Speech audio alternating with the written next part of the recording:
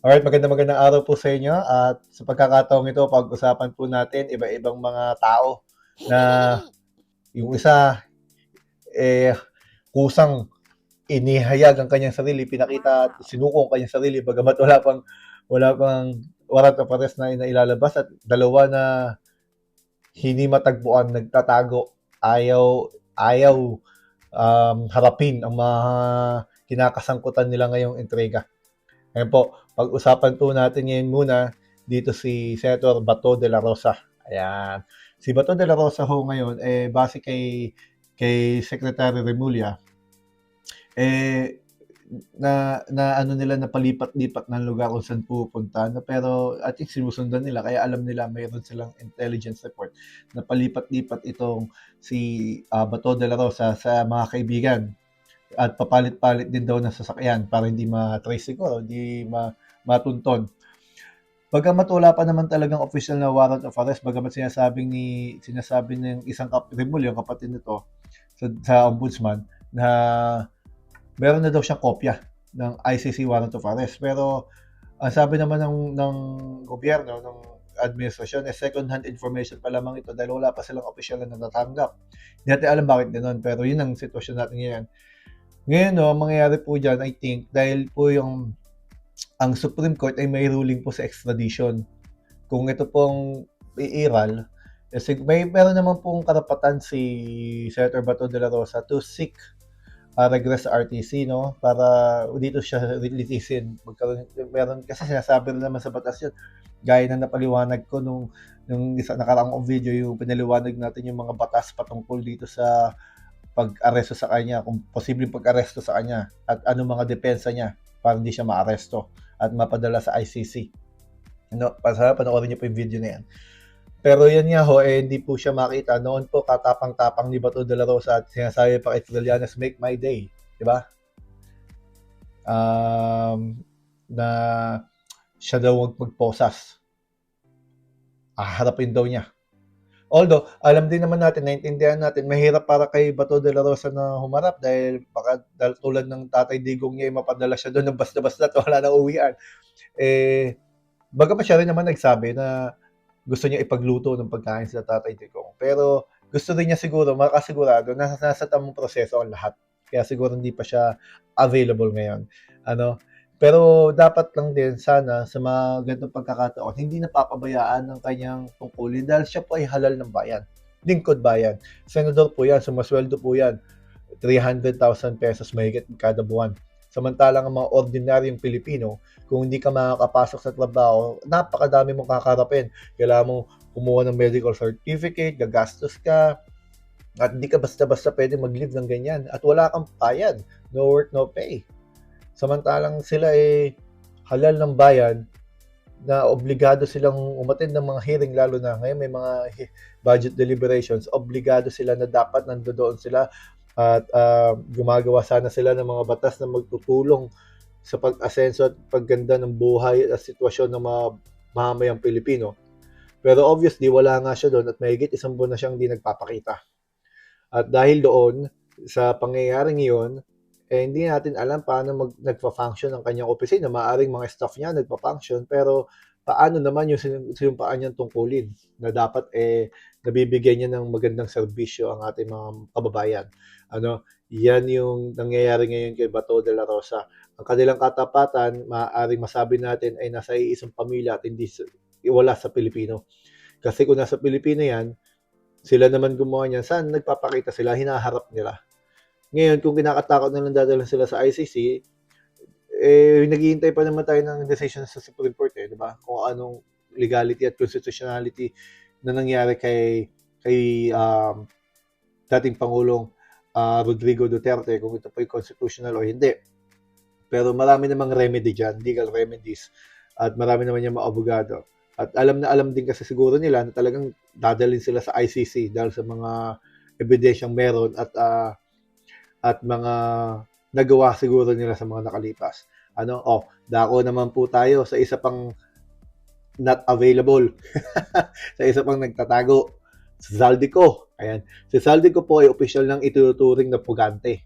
Ano, yan po ay ayon sa Sandigan Bayan. Dineklara po siyang pugante sa kasunod ng pagkansela ng kanyang pasaporte. Dahil kanselado na po ang kanyang pasaporte, hindi na po siya basta-basta makakalipad o makakapunta na iba't ibang bansa. Hindi siya basta-basta makapalipat-lipat ng lugar. At dahil kanselado na rin ng kanyang passport, ibig sabihin nun, mas madali siguro tayo makuha ng red notice. So mag-a-apply po ang gobyerno ng Pilipinas sa Interpol na mag-release ng red notice. Ano po ang red notice? Gaya ng napaliwanag ko sa nakaraan, ang red notice po ay isang, kumbaga po, informasyon na ibinababa sa bawat lugar, sa bawat bansa, sa bawat embassy na, itong taong ito ay may kinakaharap at kailangan harapin ang kanyang bansa kung anumang court na naghahanap sa kanya. So, kapag pumasok siya doon sa embassy na yun o sa isang bansa, lalabas yun at maire-report siya na as of this day, as of this time, andito siya, blah, blah, blah, blah, blah, blah. So, may red notice. So, yun ang hinihintay ata nila ngayon makuha, yung red notice para mas madaling matunton. Hindi binasura din naman at hindi kinagtigan yung request nila na ang graft cases nila at ang malversation cases nila pagsamasamahin. Ito pong graft and malversation gusto nilang pagsamahin sa mga kaso kasama ng mga DPWH officials at ng mga Southwest. Hindi po yan pinaboran. Magkakaiba pa rin po yung kaso nito kasi daw magbabagal daw yung sistema. Ayun ang ata yung pondo nila.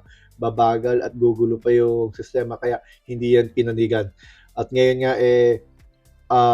ang magiging problema na lamang dyan dahil kanselado na ang pasaporte, paano siya mapapauwi at paano siya masisiguradong haharap sa hukuman para harapin ang mga kinaso sa kanya kung siya ay meron pong Portuguese citizenship. Kasi di naman natin nakakalimutan sa paniliwanag natin nakaraan, di umano may golden visa yan at meron yung Portuguese passport. Ibig sabihin, iyan po ay Portugal citizen.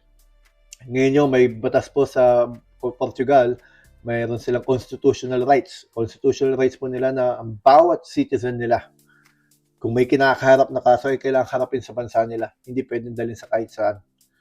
So, ibig sabihin, tingin ko parang napaghandaan niya to dahil nakakuha siya ng mga gantong status. Taon na daw ito taon na daw itong may dual citizenship lalabas Yun ang pinupunan natin nakaraan natin video. Kung ikaw halal ng bayan, ang katapatan mo dapat nasa bansang Pilipinas.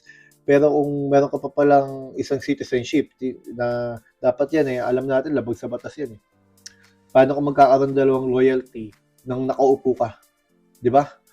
Nakaupo ka halal ka, congressman ka pero meron ka pa palang citizenship sa ibang bansa na ngayon na lang lumitaw. I think ito ang option B niya. Kung sakaling magkakaipitan, may pupuntahan siya, which is nangyari nga ngayon. Tingin natin nandun niya at yun ang kanyang safe haven at doon siya nagtatago siguro dahil doon hindi siya basta-basta ma-aresto kung totoong meron na siyang citizenship ng bansang Portugal. Etong dalawang lalaki na to, si Bato, matigas to si Zaldico, mga lalaki to ayaw magpakita, ayaw humarap. Sa salita, katatapang pero ayaw harapin ang kanilang mga kinakasangkutan. Talo pa sila ng isang babaeng ito. Eto ngayon, sino itong babaeng ito? Eto pa matindi. Wala pang warrant of arrest, pumunta na sa NBI. Ang tinutukoy po natin ay si Diskaya, ang asawa, ang babaeng Diskaya. Ipinresenta niya ang kanyang sarili sa NBI bagamat wala pang nai-release na warrant of arrest. Ang sabi nga niya doon dahil wala naman siyang tinatago, 'di ba? Ipinresenta niya sarili niya, hindi na siya gumawa ng drama, hindi na siya nagpahanap, hindi na siya gumawa ng gulo. Bagamat nangangamba siya para sa kalagayan ng kanyang mga pamilya, paano ng kanyang mga anak, ang tingin nga daw niya baka makulong siya.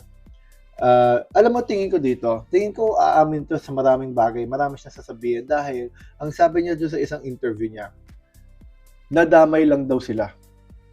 Ayun ang paniniwala niya, nadamay lang sila. Na siya makukulong samantalang yung mga senador na nandamay sa kanila ligtas at malaya at masaya ang buhay. So ang tingin ko dyan, magsasalita ito dahil napikon na kumbaga kayo tumatanggap ng kickback Excuse me, kumbaga gano'n, eh, tumatanggap kayo ng kickback, eh, magkakasama tayo sa kalokohang ito, eh. Kumbaga gano'n ano, kung may kalokohan man. Pero ako lang magdudusa, kayo happy-happy, parang gano'n.